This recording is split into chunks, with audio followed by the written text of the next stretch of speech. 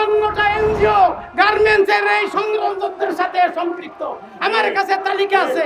এদেরকে যে কিভাবে বাঁধবে সরকার আমি জানি না, কিন্তু সরকারের বাঁধতে হবে যে বাংলাদেশের ৭৪% বৈদেশিক মুদ্রা অর্জনকারী যে গার্মেন্টস শিল্প, সেই কারখানাকে অস্থিতিশীল করতে চায়।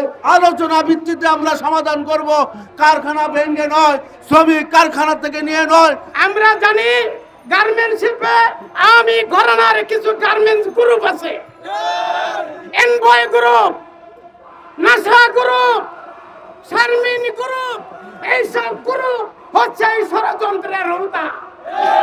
তাই আমি এই সমাবেশে বলতে চাই, ওই সব গ্রুপগুলিকে নজরদারিতে নিতে হবে। সম্মানিত ভাইয়েরা, পত্রিকায় এসেছে ২৫০টিরও বেশি ডিজাইন অপশন নিয়ে ওয়ালটন স্মার্ট ফ্রিজ, বোঝে আপনার প্রয়োজন। ৫৪টা এনজিও গার্মেন্টসের এই সংগ্রামযুদ্ধের সাথে সম্পৃক্ত। আমার কাছে তালিকা আছে। তাই আমি গার্মেন্ট সংগঠনের সাথে সম্পৃক্ত কোন এনজিও কাজ করতে পারবে না। অবশ্যই শ্রমিকদের দাবি আছে, শ্রমিকদের উপর নির্যাতন করা হয়, শ্রমিকদের উপর অনিয়ম করা হয়, তা আমরা জানি, কিন্তু সব কিছু আলোচনা ভিত্তিতে আমরা সমাধান করব। কারখানা ভেঙে নয়, শ্রমিক কারখানা থেকে নিয়ে নয়, শ্রমিক মারধর করে নয়, কারখানা আগুন দিয়ে নয়, এই কোনো সমাধান নয়। সাথীরা, আমরা জানি গত 25টি বছর 15টি বছর বিজিএমএতে এই সাবেক স্বৈরাচার সরকারের রন্ধ্রে রন্ধ্রে তার লোক নিয়োগ করা হয়েছে। আজকে আমরা যদি বলতে চাই বিজিএমই এই আন্দোলনের জন্য এগিয়ে দিচ্ছে শ্রমিকরা, আপনারা তা কোনো অবস্থায় উড়িয়ে দিতে পারবেন না। এই কারখানাগুলো বন্ধ করছে একমাত্র পূর্বে সরকারের যারা চামচামি করেছে, যারা দালালি করেছে তাদের জন্য।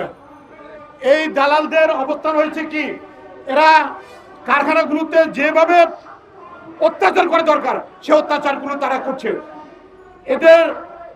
এদেরকে যে কিভাবে বাঁধবে সরকার আমি জানি না, কিন্তু সরকারের বাঁধতে হবে। তাদের অবস্থান হচ্ছে, তারা গোয়েন্দা সংস্থা যারা আছে তাদেরকে আইনা ডাক দিয়া তাদেরকে বলতে হবে যে কারা করে, তারা তোমরা বল জানো। যারা গোয়েন্দা সংস্থা আছে তারাই জানে ওই সংস্থাগুলো কারা। ওরা জুট ব্যবসায়ী, ওরা টিফিন ব্যবসায়ী, ওরা এই ব্যবসাগুলো করার জন্য এখন আবার উঠে পড়ে লেগেছে।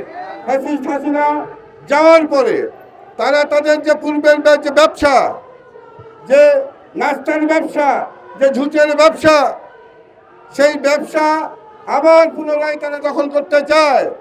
সেই দখল করার পায়তারা যেহেতু করতে পারছে না, তাই বিশৃঙ্খলা সৃষ্টি করে এমন একটি অবস্থা সৃষ্টি করছে যে বাংলাদেশের ৭৪% বৈদেশিক মুদ্রা অর্জনকারী যে গার্মেন্টস শিল্প, সেই কারখানাকে অস্থিতিশীল করতে চায়।